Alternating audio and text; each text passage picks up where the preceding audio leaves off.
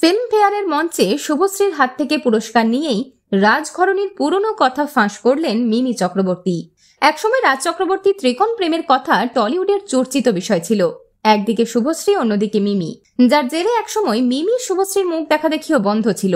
তবে সেসব এখন অতীত। বর্তমানে রাজ শুভশ্রীর সুখের সংসার, রয়েছে 2 সন্তানও।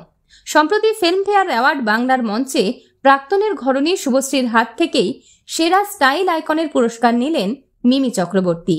আর সেই পুরস্কার নিতে উঠেই মঞ্চে শুভশ্রীর প্রশংসা করতে দেখা গেল মিমিকে। তিনি বললেন, স্টাইল আইকনের দিক থেকে তিনি শুভশ্রীর অনুরাগী। বাংলায় শুভশ্রী প্রথম 0 ফিগার সুন্দরী, যেটা হওয়ার জন্য একসময় শুভশ্রীকেও অনেক সাধনা করতে হয়েছিল। মিমির কথায়, আমার মনে আছে থালায় অনেক খাবার সাজানো, আমরা যখন সকলে খাচ্ছি তখন শুভশ্রীকে জিজ্ঞেস করলাম, কি তুমি খাবে না? ও বলল না। মিমির প্রশংসা পেয়ে আপ্লুত শুভশ্রীও।